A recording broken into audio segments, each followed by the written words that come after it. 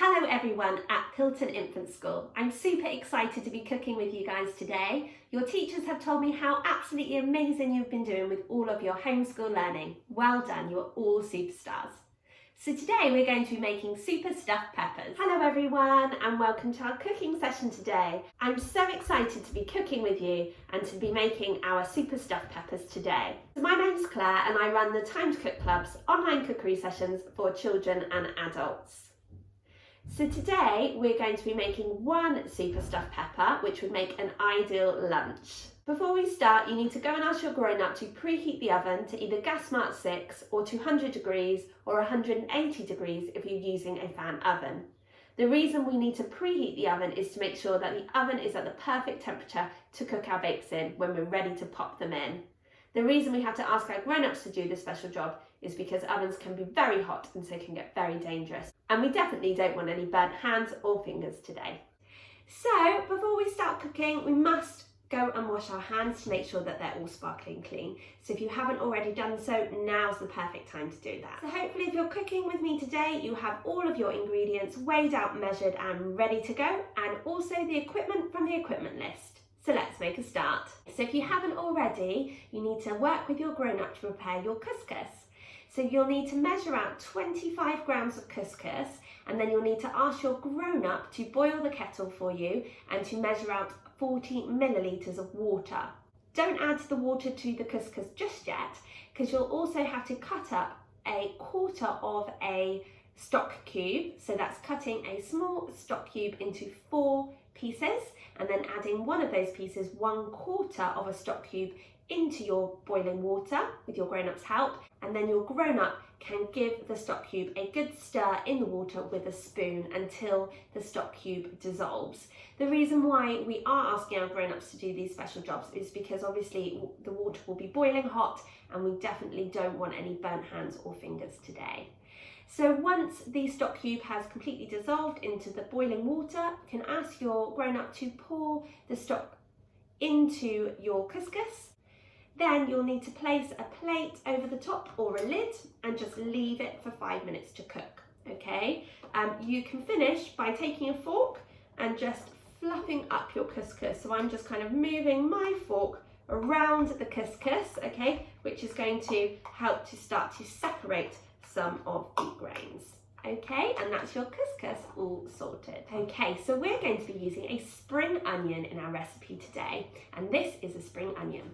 So before we start, you might want to just peel back one of the layers of the onion to kind of freshen it up a little bit. Like me, you found your spring onion at the back of the fridge. Okay, so just freshen it up a little bit, and then we're going to cut the roots and the shoot off. Okay, so if we hold our spring onion like this, you'll see you have got a little hairy bit on the end.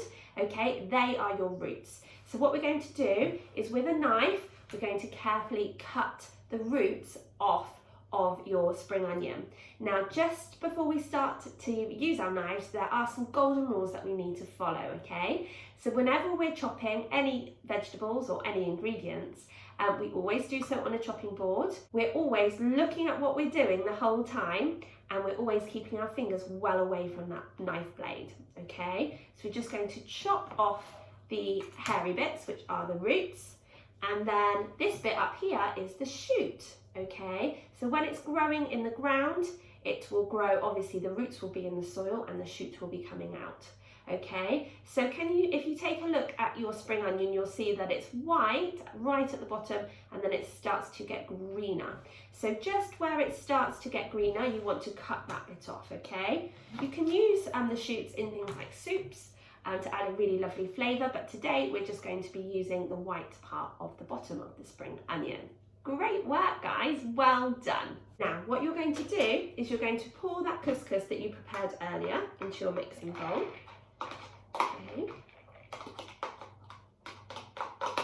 You're then going to use some scissors to cut the spring onion into small slices to add to the couscous. If you don't have any kitchen scissors, don't worry. You can just use your knife on the chopping board, following our golden rules, to cut the spring onion into small slices. But I'm going to use some scissors. Remember that scissors do have really sharp blades too, so keep your fingers well away from those, okay? So we're just going to cut it into nice and small pieces. So when you cut your spring onion, it will look a little bit like there's kind of rings coming off it into your couscous. And like I said, this is going to add a really lovely flavour to your couscous. And just continue until you have cut all of your spring onion into small pieces. Now with this video, if you need to pause it at any time to catch up, please do so by pressing the pause button on the device that you're watching it on. There is absolutely no rush, so please do take your time. It's now time for us to prepare our mushrooms. So we're using 2 small mushrooms today. I'm going to peel my mushrooms, and to do that, what I'm going to do is I'm going to take the stalk out, give it a wiggle, and then take it out, okay? And then you can pop your thumb into the middle of the mushroom where there's a hole, and you can try and have a feel of the skin, which is just underneath, and then peel it round, okay? So you're just kind of cleaning up the mushroom. We don't wash mushrooms because otherwise they'll absorb all the water and they'll soak it up like a sponge, and then they'll be really mushy, okay? So we're just going to peel our mushrooms. Great work, guys. And then we're going to chop them. So when we're chopping our mushrooms, what we can do is we can make like a little rainbow bridge over the top of our mushrooms, okay, and then cut them down the middle, okay, like so, and then we're going to cut them into small pieces. But like I said, please do be really, really careful and just take your time, okay? There is no rush. And we're just going to do the same to both mushrooms.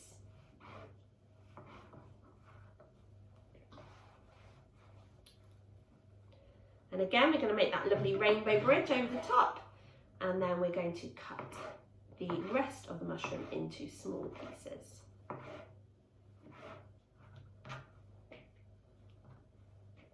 Now, mushrooms are really, really good at giving you vitamin D, which is the same vitamin that the sun gives us as well. So it's not been very sunny recently, so we all should definitely be eating lots of mushrooms. We're also going to be using 3 cherry tomatoes. Now these tomatoes can be a bit cheeky and can be rolling around our board. So can you see at the top of your tomato there's a little indent, like a little green bit where your tomato was originally on the stalk when it was growing. So what we're going to do is we're going to place our tomatoes on our chopping boards so the little bit, the green circle, is at the bottom, and that will help to keep your tomato on the board. We're doing that rainbow bridge again, okay, before chopping each half into small pieces, okay, and adding it to our mixing bowl. We're also going to add the raisins, and we're going to stir our mixture really well with a spoon.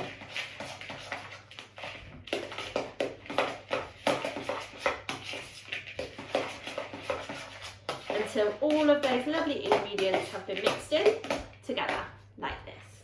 If you're using parsley, then you can get your herb and you can get your scissors and you can gently snip the parsley into small pieces and add it to your bowl. Now, using fresh herbs is a great way to add a big burst of flavour to your dish. And again, you're going to give that a stir. And then if you're using them, you can add your pine nuts now. And again, you're going to give that a stir. Okay, so now it's time for us to prepare our peppers, because we're going to stuff our peppers. So we're going to put this mixture inside our pepper and cook it inside the actual pepper. So you need to get your pepper with the stalk facing up, okay? And then we're going to pop our thumbs either side of the stalk and we're going to push down hard. Okay, so you should have popped the stalk down inside the pepper. So now you can ask your grown-up to help you to cut around the rim of the pepper. Okay, so we're going to make a kind of bigger hole, okay, like so. It's quite tricky, which is why we're asking for you to get your grown-ups to help you. Now what we're going to do is we're going to turn that pepper upside down onto your chopping board, and we're going to give it a tap, tap, tap, tap, tap. And that should help to get all the seeds out. Okay, if you have a look and you've still got seeds there, then you can do it again, okay? And you can also use your fingers to just pull out any kind of white bits from the pepper, okay, and any seeds. So we're just trying to get all of those seeds out before we start putting our mixture in. So before we start stuffing our pepper, we need to grate our cheese, okay? So you'll need a cheese grater. Now, be really careful when you're grating your cheese because the blades are really sharp. They can cut cheese, so they can definitely cut your fingers, okay? So to grate our cheese, we're going to hold our grater really firmly with one hand and the cheese with the other, and we're just going to stroke our cheese all the way down our grater, being really, really careful that we're keeping those fingers well away from the blades. Okay, so go nice and slowly with this. You definitely don't want any grated fingers. Now, if you have a grater like mine, you can look in the middle and you can see the cheese starting to come out, okay? So there's two sides of the grater, maybe, if you've got the same grater as mine. So you can use either side really, okay? And if you have any bits of cheese that are too small to grate, you can just pop them in with the rest of your cheese. So now what you're going to do is you're going to stuff your pepper. And to do that, you'll need your spoon. And what you're going to do is you're going to spoon the mixture that you've prepared down into the pepper, okay?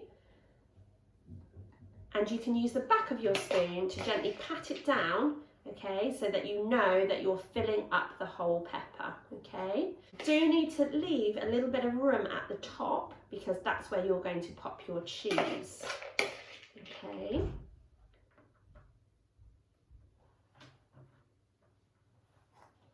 And just keep pressing that mixture down deep inside the pepper, okay, to make room.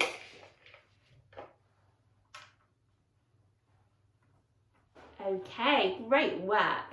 So once you've stuffed your pepper, you can then get your cheese and you're going to pop your cheese into the top part of the pepper. Again, using your fingers to press down, okay? You might not need to use all of your cheese, just see how much you can fit in. So you need to wrap your pepper in tin foil, like so, okay, so that it's completely covered. Keep it standing the right way up, otherwise all the cheese will fall out. And then you're going to pop it onto a baking tray. Now what you need to do is you need to go and ask your grown-up to pop your pepper into the oven to cook for 20 minutes.